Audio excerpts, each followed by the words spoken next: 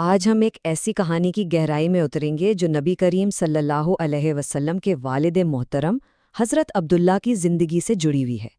یہ صرف ایک تاریخی واقعہ نہیں بلکہ یہ ایک ایسی داستان ہے جس میں نظر، قربانی اور تقدیر کے بڑے حیرت انگیز فیصلے چھپے ہوئے ہیں۔ تو سب سے پہلا اور بنیادی سوال جو ہمارے ذہن میں آتا ہے وہ یہ ہے کہ آخر حضرت عبداللہ کو الذبیح یعنی قربان کیا گیا کیوں کہا جاتا تھا؟ اس لقب کے پیچھے ایک بہت ہی ناقابل یقین اور جذباتی کہانی ہے۔ آئیے اس راز سے پردہ اٹھاتے ہیں۔ حضرت عبداللہ قریش کے سردار عبد المطلب کے بیٹے تھے۔ ان کی والدہ کا نام فاطمہ بنت عمرو تھا۔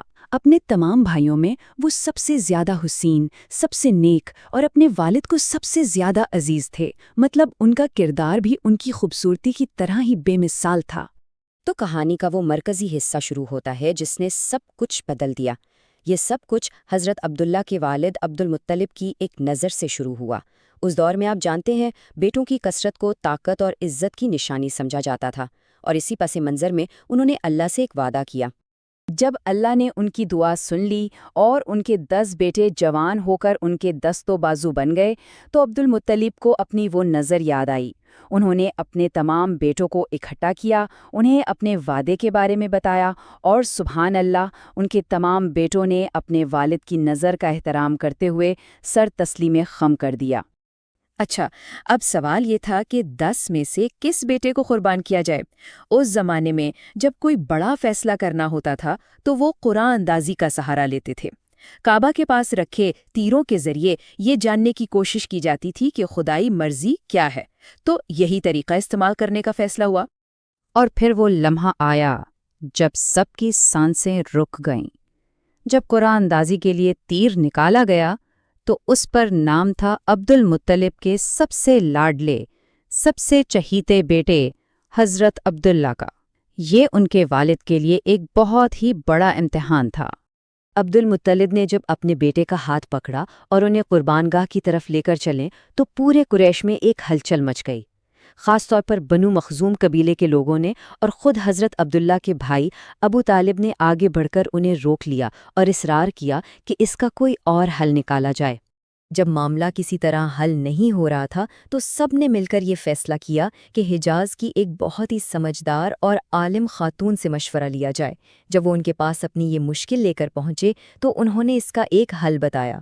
اس خاتون نے یہ مشورہ دیا کہ ایک طرف حضرت عبداللہ ہوں اور دوسری طرف 10 اونٹ، اور ان کے درمیان قرعہ ڈالا جائے۔ اگر قرعہ عبداللہ کے نام نکلے تو اونٹوں کی تعداد 10 بڑھا کر دوبارہ قرعہ اندازی کی جائے۔ تو ایسا ہی کیا گیا۔ پہلی بار قرعہ حضرت عبداللہ کے نام نکلا، اونٹ 20 کر دیے گئے۔ قرعہ پھر عبداللہ کے نام نکلا۔ یہ سلسلہ چلتا رہا اور ہر بار حیرت انگیز طور پر قرعہ حضرت عبداللہ کے نام ہی نکلتا رہا، اور اونٹوں کی تعداد بڑھتی چلی گئی۔ آخرکار جب اونٹوں کی تعداد بڑھتے بڑھتے 100 تک پہنچ گئی تب جا کر 10ویں بار قرعہ اونٹوں کے نام نکلا۔ اس لمحے سب نے سکون کا سانس لیا۔ عبد المطلب نے اللہ کا شکر ادا کیا اور پھر 100 اونٹ حضرت عبداللہ کے فدیے میں قربان کیے۔ اس طرح ان کی جان بچی۔ اور اس واقعے کا اثر صرف حضرت عبداللہ کی جان بچنے تک محدود نہیں رہا، اس نے پورے عرب کا ایک بڑا قانون بدل دیا۔ اس سے پہلے دیت یعنی خون بہا کی رقم 10 اونٹ تھی، لیکن اس واقعے کے بعد یہ 100 اونٹ مقرر ہو گئی، اور بعد میں اسلام نے بھی اسی قانون کو باقی رکھا۔ نبی کریم صلی اللہ علیہ وسلم کا وہ مشہور فرمان میں 2 ذبیحوں کا بیٹا ہوں اسی طرف اشارہ کرتا ہے۔ ایک ذبیح آپ کے جد امجد حضرت اسماعیل علیہ السلام تھے جن کی قربانی کا واقعہ ہم سب جانتے ہیں، اور دوسرے ذبیح آپ کے والد محترم حضرت عبداللہ تھے۔ خیر، اس بڑے امتحان اور اللہ کے فضل سے بچ جانے کے بعد حضرت عبداللہ کی زندگی کا ایک نیا اور خوشگوار باب شروع ہوتا ہے۔ عبد المطلب نے اپنے بیٹے کے لیے ایک نیک اور معزز گھرانے کی تلاش شروع کی۔ ان کی شادی حضرت آمنہ بنت وہب سے ہوئی۔ حضرت آمنہ اپنے قبیلے کے سردار کی بیٹی تھیں اور اپنے نسب، پاکیزگی اور اخلاق میں قریش کی بہترین خواتین میں شمار ہوتی تھیں۔ یہ ایک بہت ہی مبارک جوڑی تھی۔ لیکن یہ ساتھ زیادہ عرصے کا نہیں تھا۔ شادی کے کچھ ہی عرصے بعد حضرت عبداللہ ایک تجارتی سفر پر روانہ ہوئے۔ کچھ روایات کے مطابق وہ کھجوریں لینے مدینہ گئے تھے اور کچھ کے مطابق شام کے تجارتی قافلے کے ساتھ تھے۔ واپسی پر مدینہ میں ان کی طبیعت خراب ہو گئی اور انہیں وہیں رکنا پڑا۔ اور وہیں اپنے ننہال میں صرف 25 سال کی عمر میں حضرت عبداللہ کا انتقال ہو گیا۔ اور سب سے دل دکھانے والی بات یہ ہے کہ زیادہ تر مورخین کے مطابق ان کی وفات نبی کریم صلی اللہ علیہ وآلہ وسلم کی ولادت سے بھی پہلے ہو گئی تھی، یعنی وہ اپنے بیٹے کو کبھی دیکھ ہی نہیں پائے۔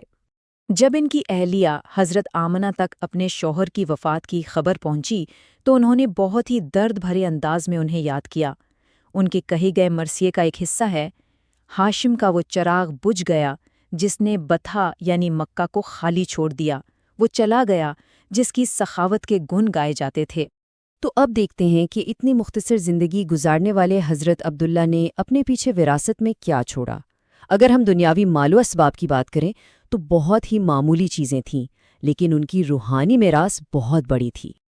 ان کے ترکے میں صرف 5 اونٹ، بکریوں کا ایک چھوٹا سا ریوڑ، ایک تلوار اور ایک حبشی کنیز تھیں جن کا نام تھا برکت۔ اور یہی برکت جو بعد میں ایمن کے نام سے مشہور ہوئیں، وہ خوش نصیب خاتون ہیں جنہوں نے ہمارے نبی صلی اللہ علیہ وسلم کی پرورش میں ایک ماں جیسا اہم کردار ادا کیا۔ تو اس پوری کہانی سے ہم بہت کچھ سیکھ سکتے ہیں۔ یہ ہمیں سکھاتی ہے کہ اللہ تعالیٰ کے ہر فیصلے میں کوئی نہ کوئی گہری حکمت ہوتی ہے، بھلے ہی وہ ہمیں فوراً سمجھ نہ آئے۔ یہ بتاتی ہے کہ قربانی اور صبر کا صلہ ہمیشہ ملتا ہے، اور یہ نبی کریم صلی اللہ علیہ وسلم کے پاکیزہ اور عظیم نسب کی بھی گواہی دیتی ہے۔ اور آخر میں ہم اس ایک سوال کے ساتھ رہ جاتے ہیں کہ تقدیر کے ان تمام فیصلوں میں، یعنی نظر سے لے کر قربانی تک، پھر فدیے سے جان بچنے، اور آخر میں نبی صلی اللہ علیہ وآلہ وسلم کی پیدائش سے پہلے ہی والد کے انتقال تک، ان سب کے پیچھے اللہ کی کیا عظیم حکمت پوشیدہ تھی۔ یہ ایک ایسا سوال ہے جو ہمیں تقدیر کے بھیدوں پر غور و فکر کرنے کی دعوت دیتا ہے۔